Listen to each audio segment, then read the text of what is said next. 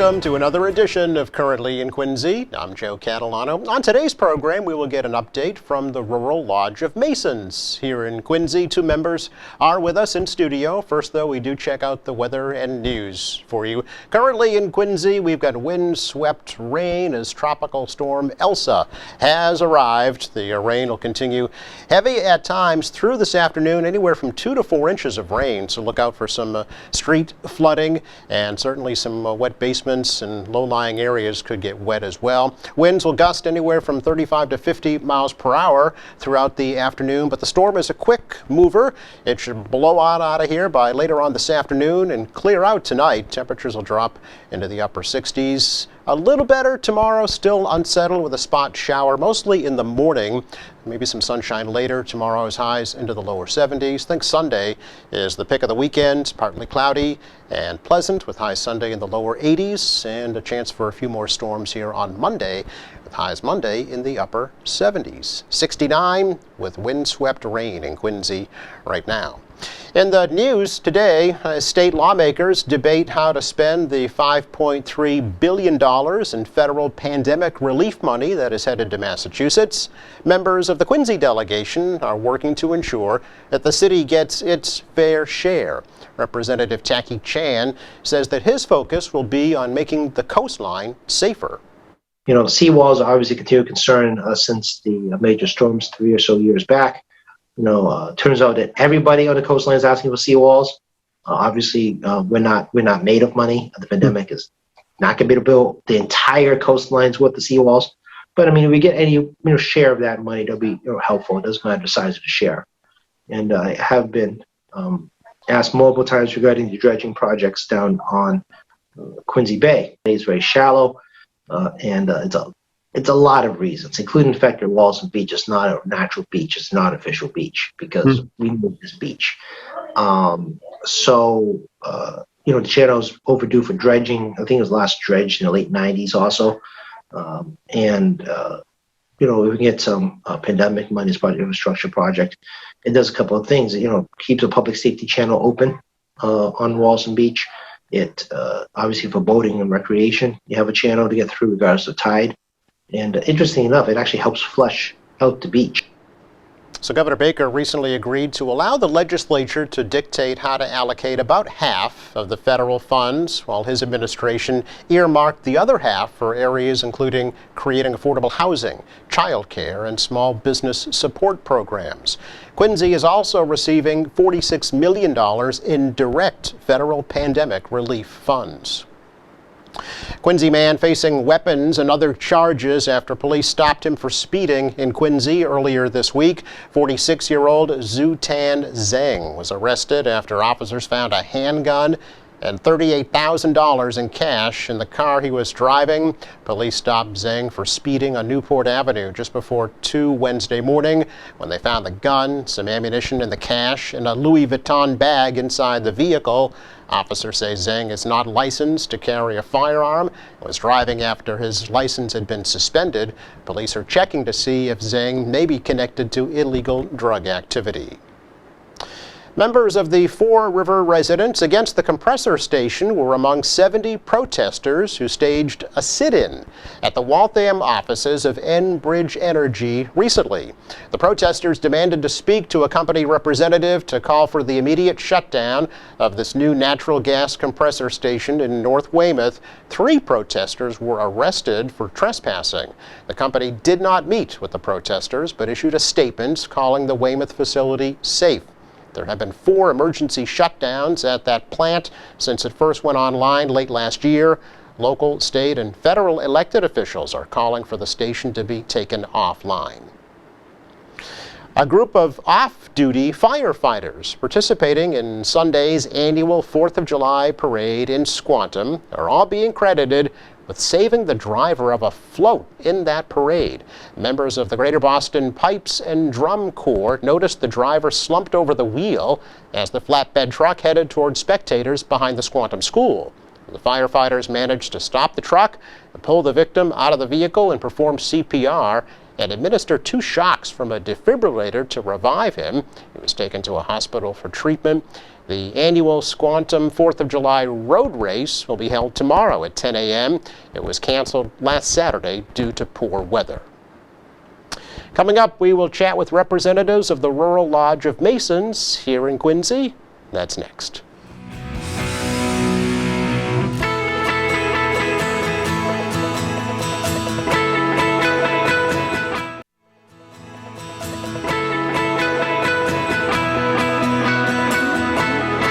Welcome back. We're really pleased to welcome to the program for the first time in 2021, actually, members of the Rural Lodge of Masons here in Quincy to talk a little bit about how they coped during the pandemic and also about looking positive for 2021 and beyond. So please say hello to Graham Marsden and Damian Uttar. Gentlemen, welcome. Great to have you both here. Thank you, Joe. Thank you for having us. Oh, it's a pleasure. Graham, I was mentioning this is the first time this year we've had the Masons here in studio. Certainly not the first time for QATV, though, as well. But the first time since you've moved to your new headquarters. New premises. Yeah. How is it going over there? Well, it's a beautiful building. This is located at 20 Greenleaf Street. So it's near the Woodward School. So we haven't moved far at all. Right. You'll recall that the original premises burned in a disastrous fire. Yes. And it took us a while to find alternative premises. Then we acquired this. It's a beautiful old church. It's the old Christian Science reading room for folks who might remember. Exactly. Yeah. Yes. And it's been totally refurbished. And we've taken advantage of the features, the stained glass windows and the like. And we will be having a open house this October. Date is not fixed yet. Okay. It'll be a Saturday. And everyone is welcome. Clearly, we want people to know about Freemasonry.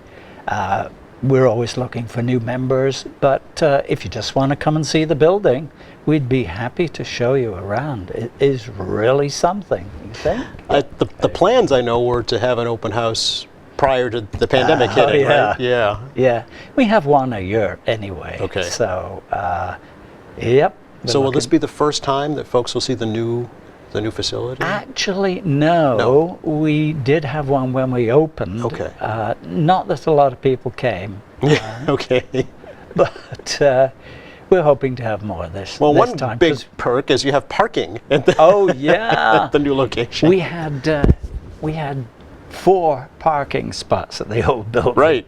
So now we have 60 or so. Yes. So Yeah. plenty. Yeah. Much easier to visit. Yeah. Yeah. So how did the Masons cope during the pandemic, Graham? What did you do? The organization still went on, of course, yeah. but we were not meeting. Okay. Then as regulations began to slacken, we began to meet with a limited number of people and masks and no handshakes. Right. Masons are known for their handshakes, Yes. and of course we were not shaking hands, so it was Socially distancing, all it. that. Yeah. And now we are fully open again. Okay, that's wonderful. I know your charitable causes didn't stop, though. No. Yeah.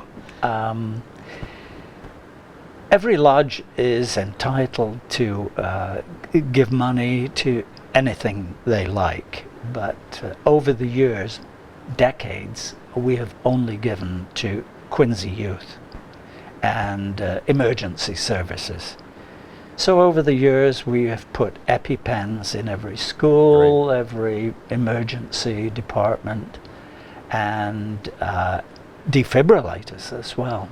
And a few years ago we gave a school bus to the Quincy schools. Yes. And we have programs in every school to provide assistance as needed.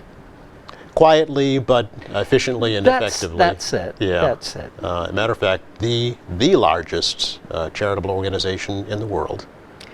Yes, indeed. I don't have the figures now because of COVID, but certainly the Masons in America were donating $2 million a day to charity. Sure. I have no idea what it is now but it's got to be up there. Mm-hmm. of course, the Shriners, who are part of Masons, their objective is to raise money. The regular lodges, that's not our objective. Right. We are a social club. We're brothers meeting brothers. That's the objective. Yeah, a fraternal organization. Right? Exactly Yeah. so. And I'm yeah. guessing one of the things that drew relatively new member Damien to the Masons. Is that true? That is correct. Yeah. I've been researching Freemasonry for many years, and there were two main things that really drew me: is the brotherhood, and the sense of people from all walks of life connecting and learning through just sort of a natural environment. You meet, we socialize, we learn and we grow, but also connecting with people from all over the world, different ages, different backgrounds, but also the ability to just develop yourself as an individual. And so those two factors really got my attention. So tell me about your journey to Quincy and to the Masons, Damien. As you can probably tell from my accent, I'm not from the United States. I'm from Jamaica. I've been living here for about 23 years. Okay. I lived on Cape Cod briefly, but I've been living in Quincy for about 18, 19 years now. And during my time here, I did some online research regarding Freemasonry and the lodges, and because of my zip code, I was connected to a rural lodge. And the first thing that really impressed me was when I submitted to get some feedback and questions. I got a response within 15 minutes. Okay. And this was online, and this was very late at night, actually. Huh. And within a matter of days, I was invited to visit, and I was well received. There were folks who were available to answer all my questions. I was able to transition in at my own pace, and I have no regrets. It's been a wonderful experience. How long ago was that? How long have you been a member now? So actually, I became a Master Mason on June 6th, 2019. Oh, okay. To be specific. Master Mason, what is that compared to regular Mason? I guess? So when you enter, there are 3 levels. There are different Oh, phases. okay. And so the first, second, and third. And at the third, you are considered a Master Mason. Okay. So what do you hope to bring to the group, and what do you hope to get out of it? So my background is in social services. Okay. And so it's right up my alley in terms of what we do, or at least one of what we do, which is really to connect with the neighborhood or the community. And so that's just a natural transition for me. And so that part of Masonry I really enjoy, being able to give back to the community, to strengthen the community, and to help the community grow. And so that is something that I bring naturally. And so that's what I hope to bring to the table. What I hope to receive, I'm already receiving, which is that fraternal. In fact, I will oftentimes joke when we get together, and I would say this is a very therapeutic experience for me, being around a room of folks from all kinds of backgrounds, different knowledge, and so it's a mosaic. It's a real cultural and social mosaic. Yeah. And so I get that Okay. from Masonry. Would you say it's a microcosm of Quincy? Oh, absolutely. Yeah. Oh, for sure. Okay. For sure. What do you think about Quincy? It's certainly not Jamaica, Damien. It's I'm glad you asked that question. Yeah. So I wouldn't be here for 18, 19 years if I didn't think the world of it. Yeah. And one of the elements is I'm also a father, and so I have 2 boys who are in the Quincy Public School system, and I think the world of Quincy Public Schools. If you talk to any of the schools that my kids go to, their principals, I tell them all the time. Especially this pandemic has really proven that to me. My kids actually, they really thrived through this. And this is real testament to the Quincy Public Schools. The teachers were very responsive. They were flexible. And my kids, continued to do well in school. They were well engaged.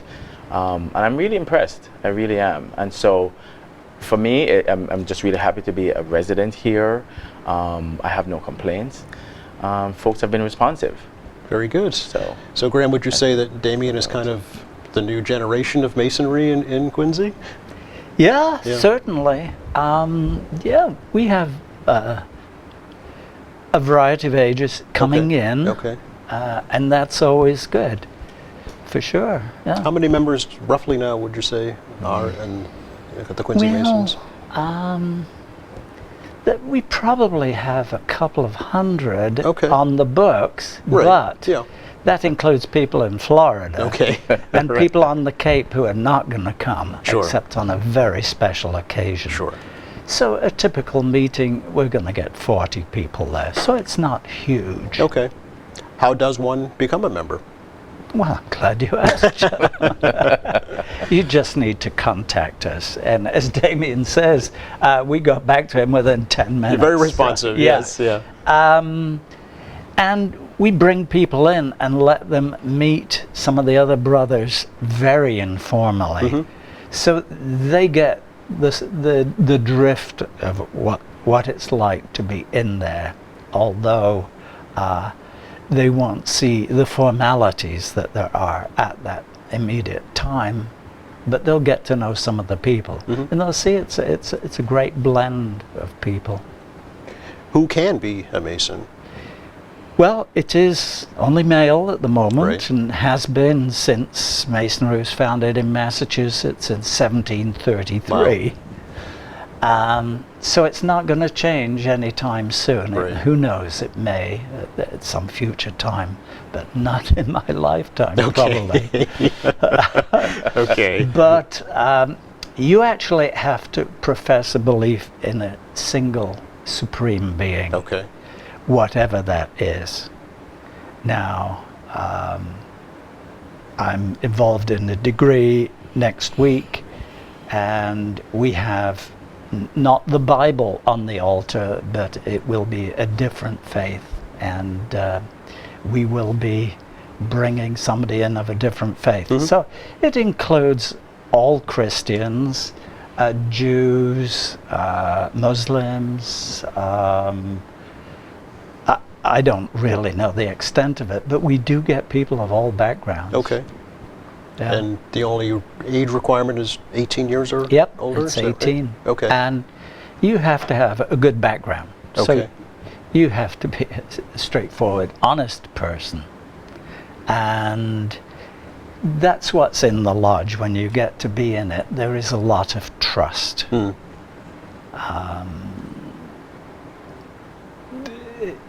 You just have to experience it to see the very great trust we put in each other. Okay. Is there an actual background check? Oh, yes. Oh, there is. Okay. Yeah. Okay.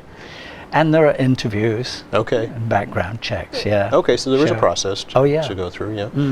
Did you find it daunting at all, Damien? Or? Not at all. Okay. The investigation process, I was actually very happy to Yes. see that they were as rigorous as they were, because I wouldn't want to be involved in any organization that would not, especially if it professes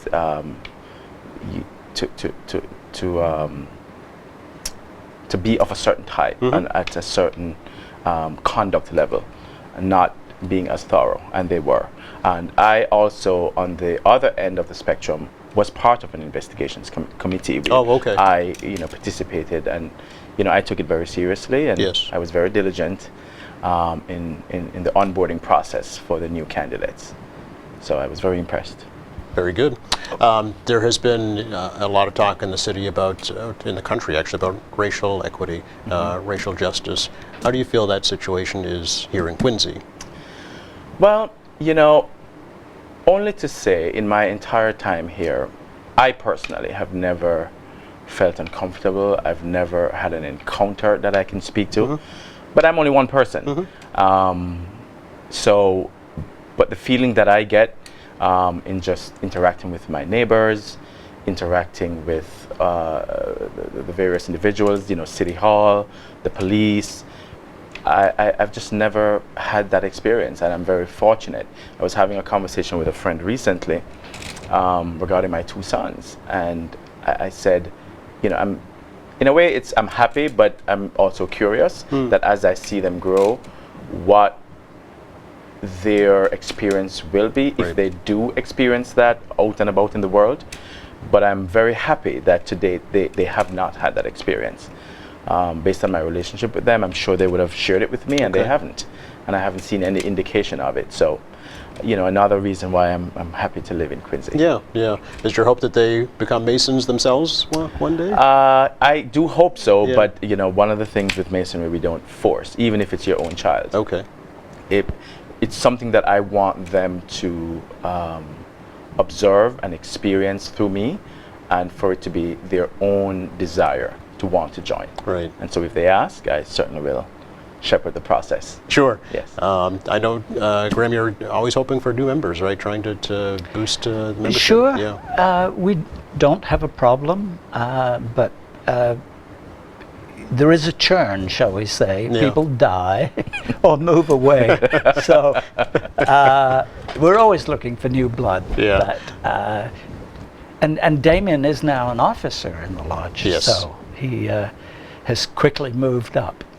So there is opportunity for advancement. Oh, indeed there is. Yeah.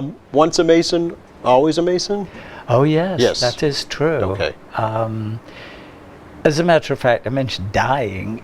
Masons do a funeral service. I've been to several, yeah. Yeah, and actually, if somebody has left the fraternity, if the wife calls, still thinks he's a member, Yep. We certainly turn up and go through the whole thing. Okay. It's very reverential. Somebody asks, we do it. Yes, yeah, and it's amazing when you're at a service, the whole room goes quiet because there is this feeling that something special is about to happen, and that this person committed their lives to something very important. Yes. You say reverential. We also have an installation of new officers every year, and that is open to the public, and that would be in September every okay. year. It won't be publicly posted, but it is open to anybody, and you would get a good idea of the pomp and ceremony Yes. that goes on. And as I say, Masonry is not for everybody. Right. If you don't like pomp and ceremony, well, join the Rotary. There are many different fraternal organizations, Indeed right? there Yeah, are. and you really wouldn't know unless you explored it, right? Right. And learned about it, yeah. And they all have their own merits. Sure. And we do work with other groups, including the Lions, Quincy Lions. Okay. Very good. Rurallodge.org is Yep. the main website to go to. Phone number 781-534-9554. Anything else, gentlemen, would like to chat on right now, or we'll see you in the open house in All right. in October? We'd love to show you around. I think we invited you before COVID. Yes, and of everything course, was everything was- pre-COVID. Yeah. We're hoping post-COVID very soon. Thank you. Yeah. Thank you both. Really appreciate the opportunity. Great. Thank you for having us. You're very welcome. Take a quick break. Be back to recap the forecast for you in just a moment.